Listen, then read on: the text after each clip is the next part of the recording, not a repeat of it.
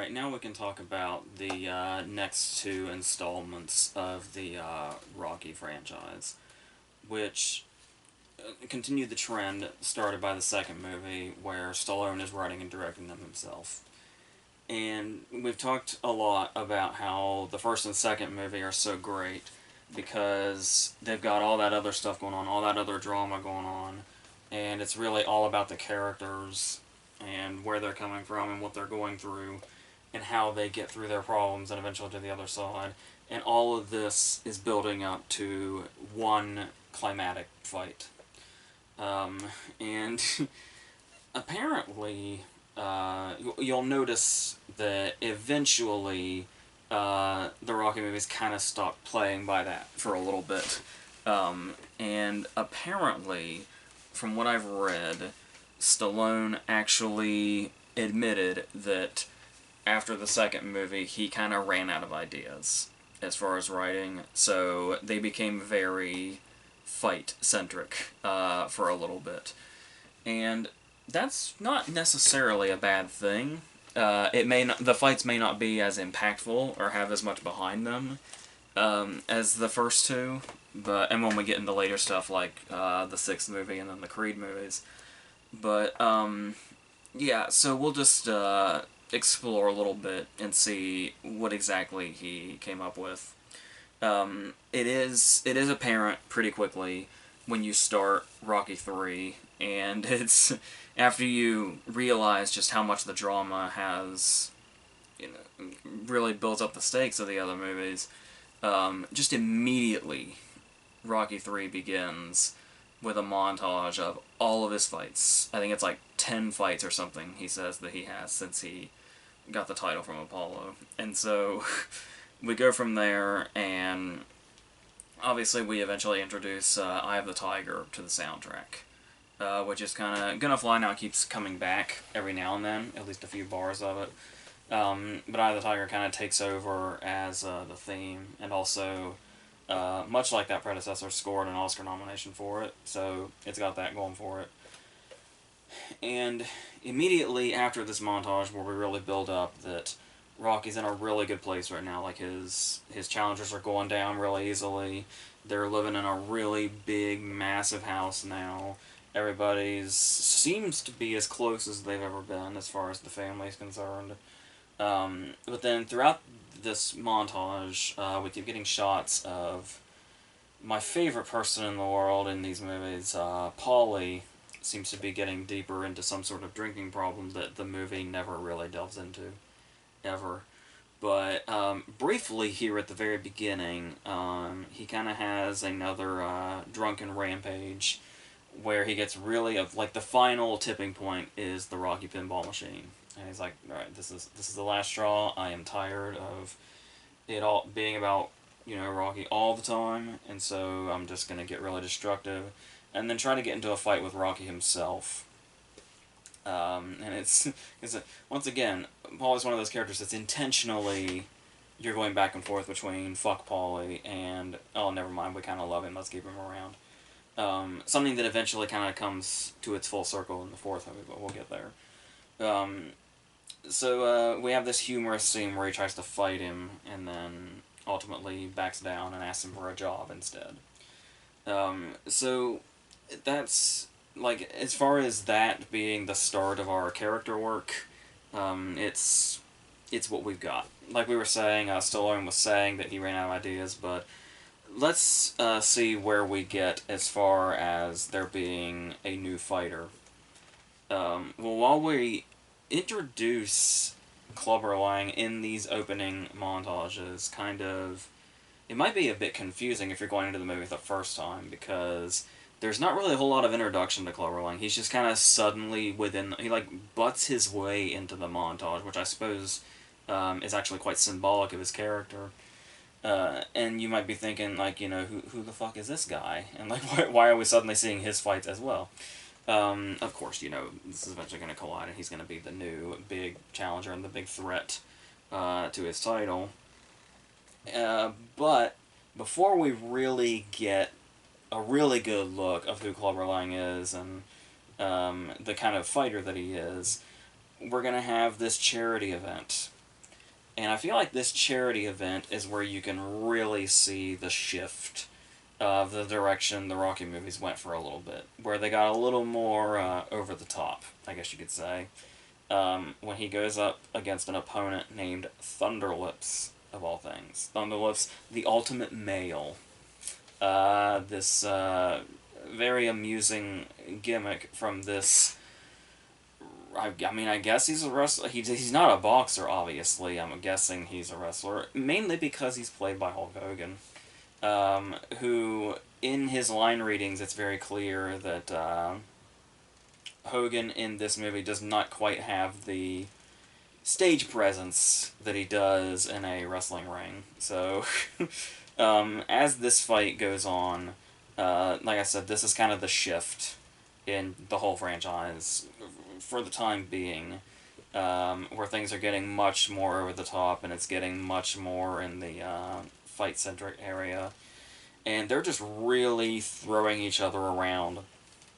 It's like neither one of them weighs anything. I think I was reading somewhere where Hogan actually had to throw himself into Stallone because Stallone couldn't pick him up. That's what it looks like on film, so we're good. And then it's got that funny bit where at the end of all of it, even though Thunderlips seems like this really aggressive fighter, it's all just, part of his act. And he's actually cool and he's willing to take pictures with you and everything. So that's to kind of show the going more into the what you have to do for the business angle of being at the level of fame that Rocky's at. That says some interesting things about, I suppose. But as far as bringing the drama into this, this is also the part where we realize that Stallone may be out of ideas. So on top of fighting, if we're going to get any more drama apart from fighting, we're going to just have to start picking off the main cast. So, so Mickey's health is clearly deteriorating as this goes on. But we still get some good moments with him. I like that they weren't quick to kill Mickey off, even though it was clear this was going to be the movie that was going to do that. So we not only have those training sequences, but we also have the moment when he reveals in a bit of a rage, as he's trying to convince him that going down the Clubber Lang path is not the direction he wants to go. And the reason for that is that Mickey basically set these fights up. Like, he got, like, the easiest challengers that were just going to go down that quickly. They were handpicked. So that's a certain level where you can see certain storylines that would have worked if maybe they were expanded on a little bit. But we got a lot of montages. This is when obviously the really, really strong aspects of the first two movies were the montages, and they were going to absolutely make sure to cash in on how well these montages tell the story in themselves and actually get you to those emotional points. They're going to really, really, really use it. So we're not at Rocky IV yet, but but the montages are starting to kick in a little more frequently. But talking about Clubber Lang as a fighter, it is interesting that we talked about that dynamic with Apollo and how the whole dilemma with Apollo in the second movie was because of the way he was challenging Rocky, he was going to be the villain of the narrative, and that was just going to have to be the way that it was in order to get the fight to happen.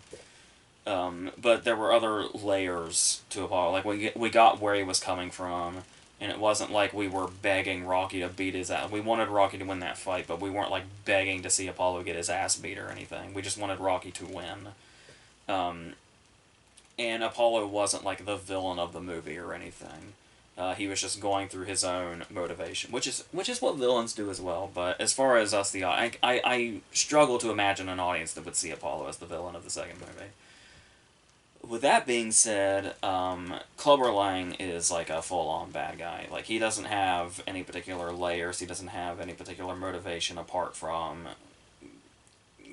beating ass and winning, and really wanting Rocky's title and wanting to come after him. And there's the moment when that really kicks in when we see him taunting Adrian at the revealing of the statue ceremony. And it's kind of at that point where it's like, oh, he went after Adrian and he's taunting Adrian. So that's basically Cloverline giving himself a death sentence. Basically, it's like between that and Cloverline kind of starting the altercation that kind of seemed to ultimately push Mickey into his grave. It's kind of a miracle that Cloverline got through the last fight of the movie with his head still attached after all the shit that he tried to pull and all the shit he tried to start, and successfully did start. But and it's worth noting this is apparently the first time he said his "I pity the fool" line, which apparently is up for debate if Stallone wrote that or not. I would assume somebody would have asked Stallone by now if he wrote it or not, but apparently it's a whole debate when you try to look it up. So, um, but what's interesting about this is when you look at where Rocky is after those 10 fights that he's had post Apollo, and the fact that he is kind of unbeknownst to him, turning into the Apollo of the first movie. The Apollo in the first movie that wouldn't even look at Rocky on the TV screen because he was just like, oh, that's just another fighter I'm going to take down, and this is just going to be some event that's going to be great, but ultimately I will still be the champion. Everything will still be the way it should be. And that's basically the point that Rocky has gotten to now. And when it comes to Cloverline, he is very dismissive, you could say, in the way that Apollo was of him at the start. And the way that he's sort of falling into that, there's definitely a conflict here that comes really nicely full circle when Apollo has to take over as his coach of sorts. And I really like the fact that you can tell where Rocky is as far as his progress by how much his weight changes throughout the movie. In the varying degrees in which his weight changes. Because it starts, when he fights Thunderlips, they say he's 202. And then when, I think it's the first Cloverline fight, he's 201. And then by the time we get to the last fight, he's down to 191. So to kind of show that there was an area there where it's like he probably wasn't training as hard and he wasn't carrying as much.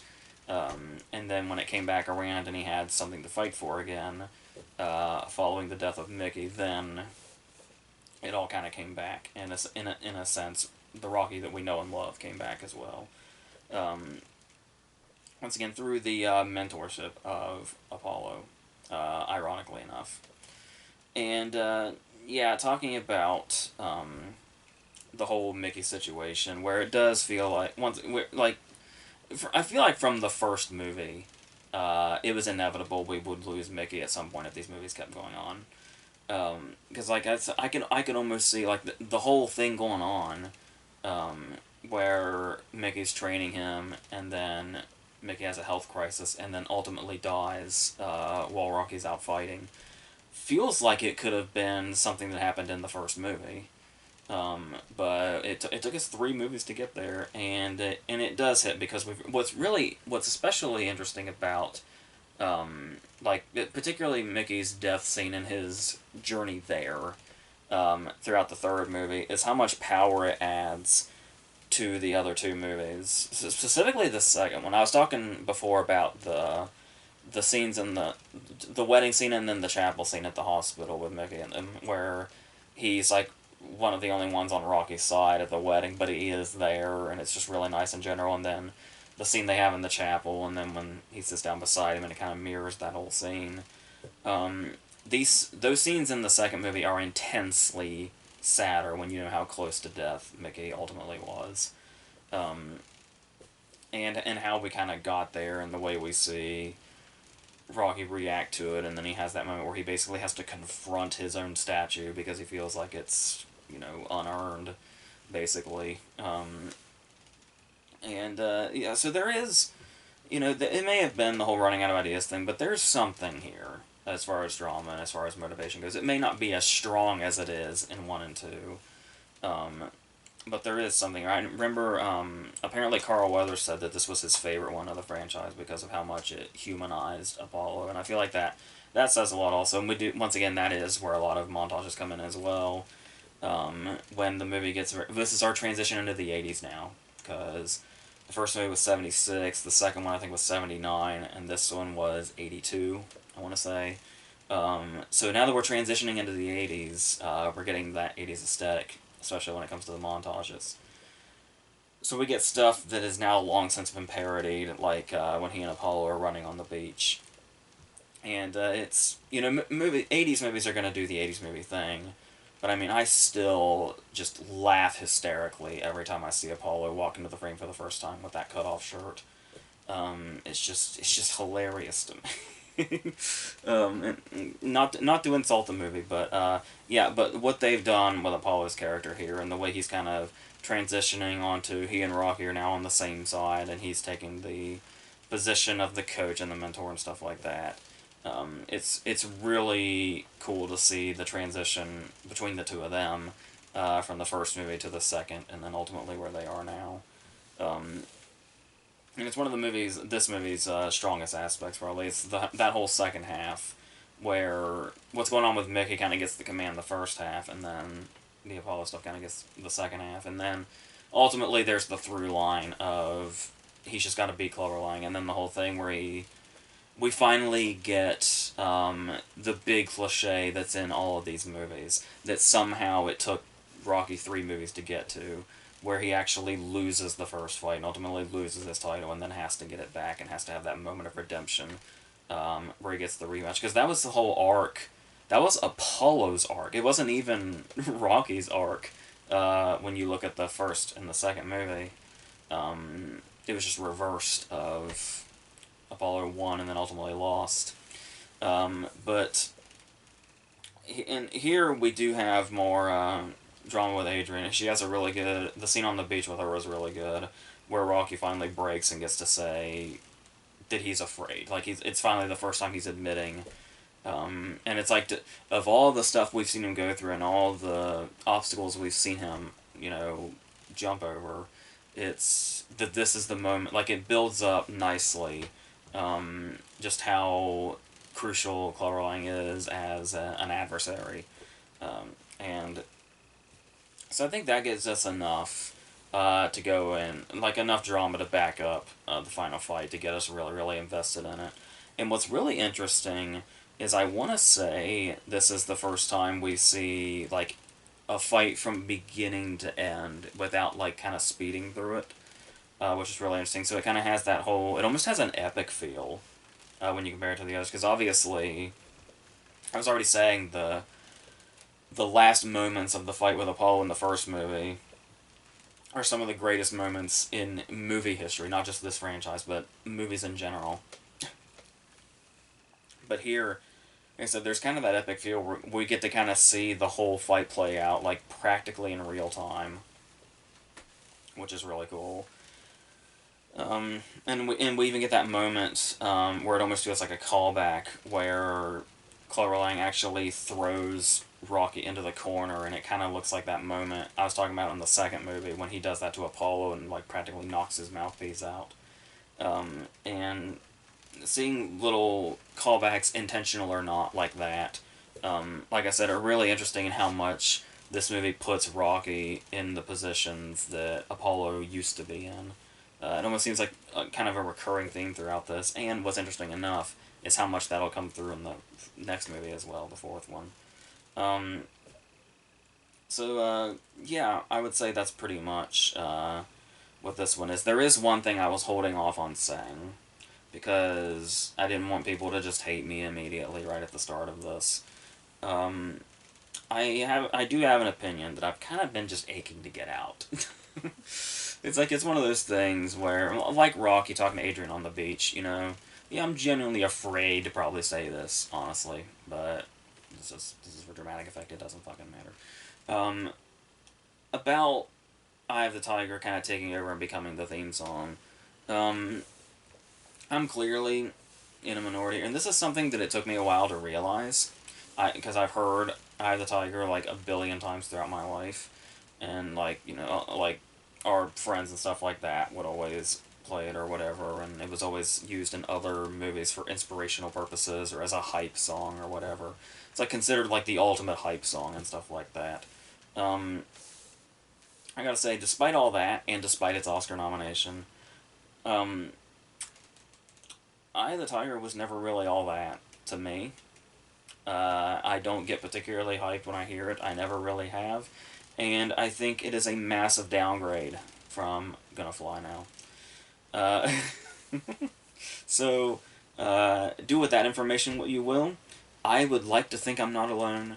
There's got to be somebody out there that's only pretending to think that that "Eye of the Tiger" is the ultimate hype song.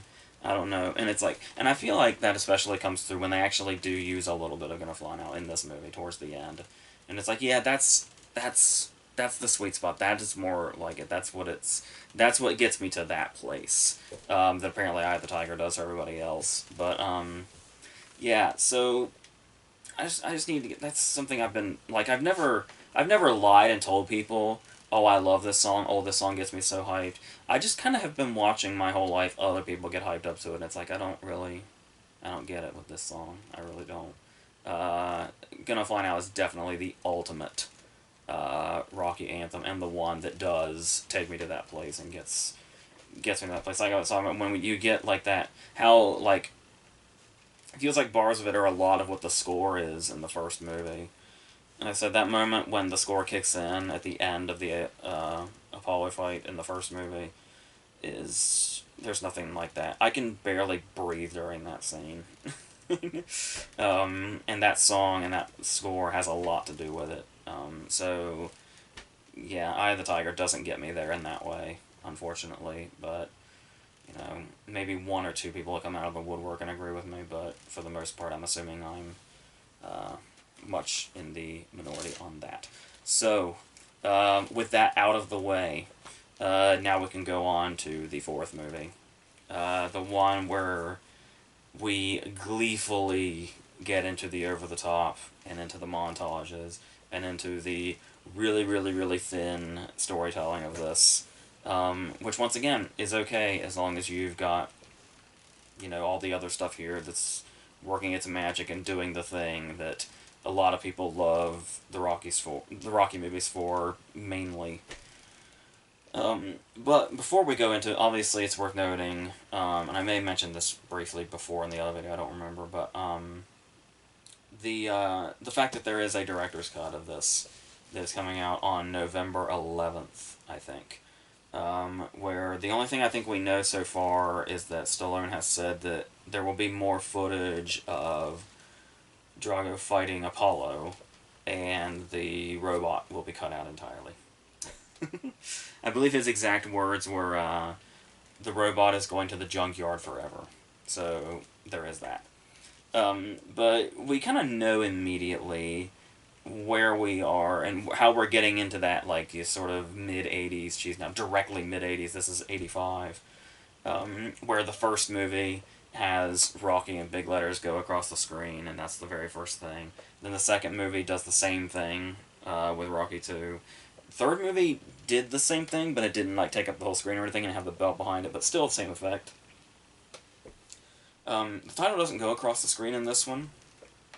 It's just the American glove and the Russian glove colliding into that really cheesy explosion. So we're setting the tone very early. Very, very early. And I feel like a lot of this has to be chalked up to Stallone was directing a movie for the time. Because I had to... Let's just go ahead and get this out of the way since it's introduced early. It's introduced like 5 minutes into the movie. I had to look up what was going on with the robot, like where that came from. Like I was wondering, like maybe the studio had pressured him into something and he had to write it in or something. I've got to know what possessed Stallone to do this whole robot thing. And looking it up, IMDb brought me to something. If you'll indulge me, I had to look up this fact on the robot to see where the fucking came from and why is it here. And according to this, it says, Paulie's robot was created by International Robotics Incorporated in New York City. Its voice was the company's CEO, Roger Dornick. Roger Ebert sarcastically surmised the robot is an android of some type, complete with artificial intelligence. The robot is identified by robot engineers as Sicko and was a member of the Screen Actors Guild and toured with James Brown in the 1980s. In an interview with the Ain't It Cool News website, Sylvester Stallone revealed that he first saw the robot at a party and was amused by it, so he decided to include it in this movie so that audiences could get a look at it. So, What that seems to imply is that the reason the robot is in the movie is it is basically the very expensive equivalent of Stallone saying to everybody that watches this movie, "Hey, look at this thing. Like, are you seeing this? I saw this thing at a party. Are you seeing this thing?" That's the only reason the robot's here, apparently. So, and it keeps coming back, and it changes its voice, and it gets real fucking weird. But you guys already know that. So let's just move on from the. And, well, okay. Before we move on from the robot, the one other thing that's really weird about it is how much build up it gets, and what it says about the other movies. And what I mean by that is when, and Rocky could just have been being hyperbolic. He could have just been blowing things out of proportion just for the effect.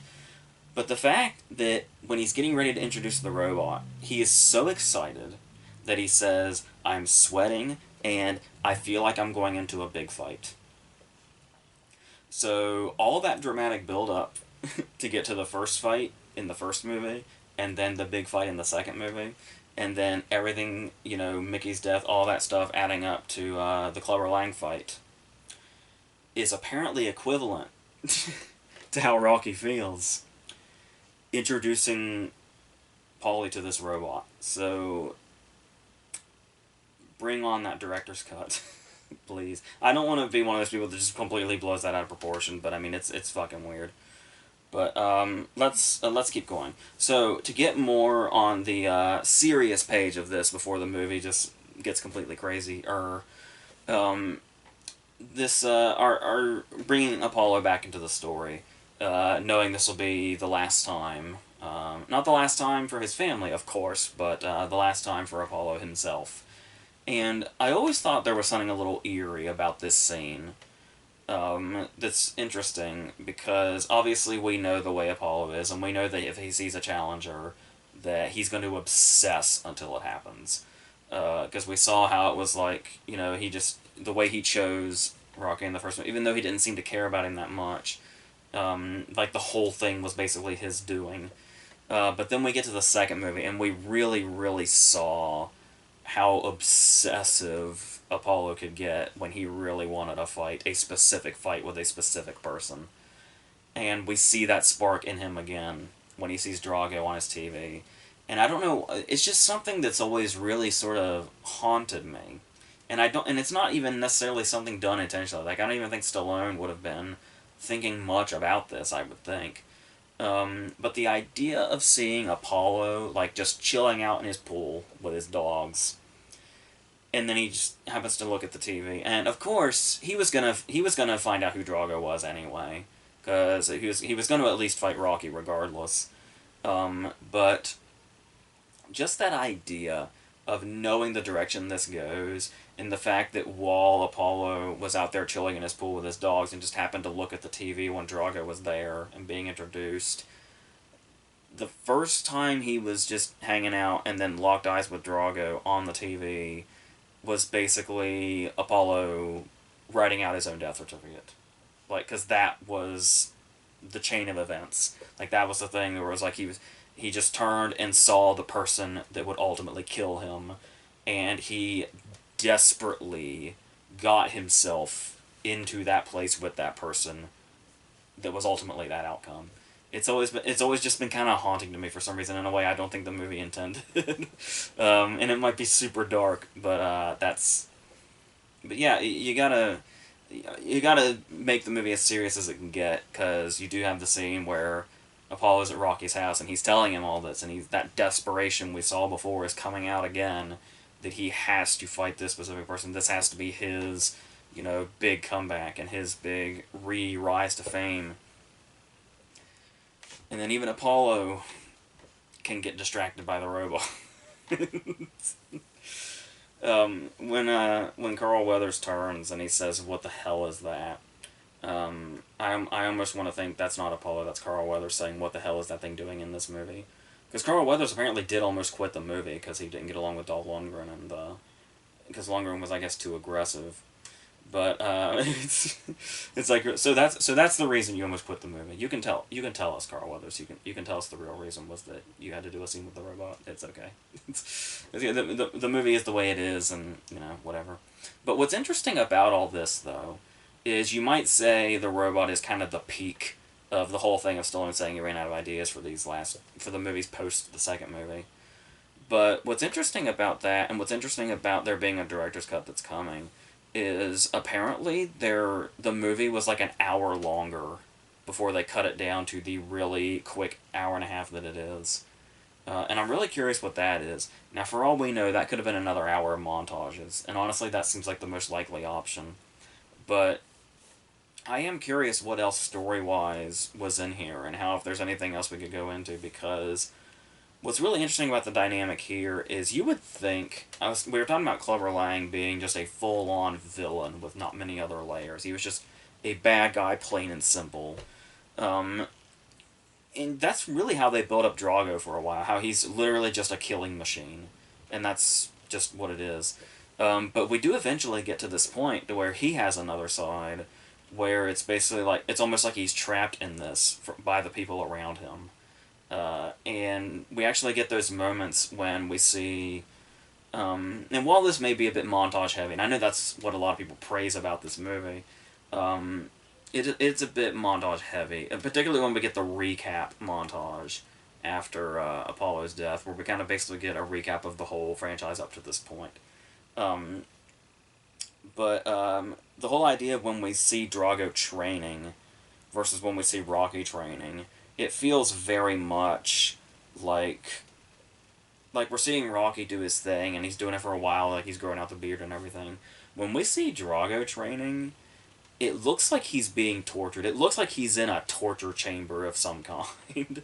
And so I wonder how much more there was to his character. Of course, they eventually got to explore this in Creed 2. But I'm curious how much of that other hour that was cut might go into that a little more, to kind of give us more of a layer, because it is interesting in the same sense, though, because you do kind of want to explore that, but there is also an appeal to the killing machine aspect of Drago. One of my favorite things ever, and it's another thing that's quite chilling, actually, like genuinely, is the moment when Apollo's in the ring with him right before they're getting ready to fight, and Apollo's done his whole showboating thing. The thing that you just knew eventually is the kind of showboating that gets people potentially killed. Because they get that confident. That like his overconfidence is basically his trademark at that point. And then when he gets to that moment and he hits his fists against Drago's, and it is like hitting cinder blocks, and we get that quick shot. Like, I feel like the only other time we see Apollo that thrown off was the first time Rocky knocked him down in the first movie. And, like, when he hits the cinder blocks that are Drago's fists, there's a split. He goes right back into his overconfidence, but you can see where he gets, like, shaken for a second. And there's actually a look on his face where he's, like, thinking, what am I doing? It lasts for like a second, but it's there. There's a split second where he may have had a feeling that of knowing where this was gonna go, how this fight was gonna end. And then the whole thing with the Tau dilemma, when it's like there's that genuinely disturbing moment when Apollo goes down after the fatal punch, and he's like twitching and he's like convulsing, and it's really genuinely disturbing for a movie that's so over the top about itself. And what's really interesting about that is I've always wondered how much of that once again something else that goes into the Creed movies, but that whole idea, the whole guilt factor of Rocky having to decide whether to throw in the towel or not, literally. After Apollo begs him not to, but Rocky can see that this will potentially be a fatal fight. And this the whole thing about how I was talking about how Rocky always seems to be taking the place of Apollo, whether it be the overconfidence or the placement. And it's like now here, he's in that position that they've switched places, where Apollo was the mentor in 3. With Rocky being the fighter. Now in this instance, Apollo was the fighter with Rocky being the one on the sidelines. And the thing about how Apollo trained him and mentored him successfully, because he beat Clubber Lang under the tutelage of Creed. And here, with Rocky on the sidelines, Apollo is killed in the ring, and like there's a whole thing there because they almost kind of set up that the dynamic. Like if you were to go into Rocky 4 totally blind, you might think it was just going to be the reverse of Rocky 3, because we're getting the Drago fight early, so you know something is up. How something's going to go wrong, and this isn't going to end in a victory. So that, which is what happened with the Clubber Lang fight, where he fought him the first time and he lost, and then he had to come back and then beat him. And if you didn't know any better, you would think that would be what the fourth movie was for Apollo. Like Apollo's gonna lose, and then Apollo will just have to come back and beat him, and Rocky will be in the coach part of the movie, the part that he would eventually get in the Creed movies. But yeah, so it may very well it may seem very like laid out, like that's definitely what's going to happen. But I can also easily see it coming from out of nowhere to somebody that doesn't know the direction this fight goes, and the fact that we are losing Apollo. Like I said, it was kind of setting up at this point that was going to start picking off the main characters. But still, it's a I want to say it's a terrible blow, but that's terrible phrasing at this point. But that's what it was. And so yeah, we do get a whole bunch of montages after this, and we do get like I said, the recap montage. You could argue and say the recap montage is filler in a movie that's barely an hour and a half. But you could also sense that it's this is what all of this has been leading to kind of thing. It was showing all the footage from all the other movies and then leading up to this point. I could see that from both perspectives. And at the same time, there is something going on with the editing here. Like, there is, like, the full energy of the movie is in these montages. Like I was saying, how the Rocky movies basically established the montage as a cliche in itself for the inspirational sports movie. Like any other montage you see in an inspirational sports movie, it's just doing it because Rocky did it, and Rocky did it well and successfully. Like I said, this one really, really takes that to another level. But like I said, seeing the differences between his and Drago's training, and the idea of, like, replacing the steps with an entire mountain, and, like, just really, really going all in with it. With occasional detours, like Polly being a diva for some reason, once they get to Russia. But for the most part, it's, like, basically all about the fighting and all about the training here. But the fact that we've had the Apollo build-up for 4 movies now kind of puts in enough foundation to put stakes behind this fight, and to establish the fact that Drago is literally deadly. Like when he does the, I must break you, and if he dies, he dies, and it's like none of this is blown out of proportion. Drago is literally deadly by hitting you. So, and so that energy really does keep it alive with those. Sometimes the editing gets a little overblown, like Binoculars guy that gets like 4 zoom-ins on him. Stuff like that's kind of overblown, but the montages themselves, I think maybe there's 1 or 2 too many, but that's not the kind of thing you're supposed to say about Rocky 4, so, because it very, very much works for a lot of people, and like I said, is kind of the moment where some people will say this is where Rocky kind of went off the deep end and maybe started to jump the shark, and there will be some people that tell you that this is where the Rocky movies became the Rocky movies. It's very interesting how it can be seen from such 2 drastically different directions depending on who the audience is. And then just one more great dramatic beat for good measure. I do love the moment where Adrian shows up, and it's just on the porch. And it's like, it's not something they blow out of proportion. It's not something with big music. He just comes back and she's there, and it's like to show, like, to kind of watch the advancement of their love story has been this consistent thing throughout the franchise that's been really nice to always come back to, and how there's never too much drama. Like, they're always so in love, and that never changes between these movies. So that whole thing, and then like I said, we get that moment of clarity with Paulie where everything we've said about his character comes to light, and Paulie basically explains, yeah, I'm that guy that you probably should have kicked out a long time ago, and anybody else would have, but you kind of just kept me around. And it's and that's that moment. And then they kind of kill the vibe with that comedic moment where he says, you know, hey, remember when I said I wish I could be you? Well, not anymore because you're fighting Drago.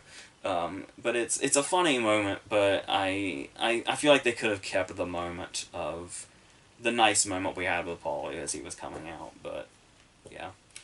Um, and then yeah, like I said, we eventually do get to the fight, and there's a lot of stakes behind it. Every time a Drago hit lands, it's basically an earthquake, and it's like it's potential death. Um, and it's apparently Stallone had to go to the hospital when he and Lundgren decided to start hitting each other for real because Lundgren's hits were so bad that they almost fucked his heart up, or they really did fuck his heart up, but they were able to make sure he didn't die, thankfully. So there's that, and it's yeah. This is the moment when we do get pretty over the top in the whole thing of this fight in Rocky's speech, ultimately supposedly uniting two nations. And it gets really really into the motivational stuff and the hype stuff, but I mean it is yeah. So that's what that is, and that's pretty much where we were in the franchise up to this point.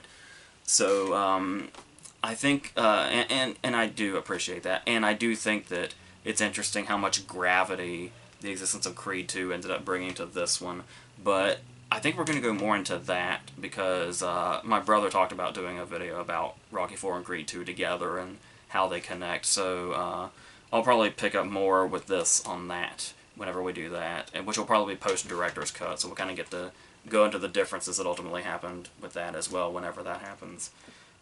So we're going to pick up the last two movies that are in this initial franchise pre-Creed, and go into more reviews and all that other stuff. So until whatever the next thing is, I think that's it.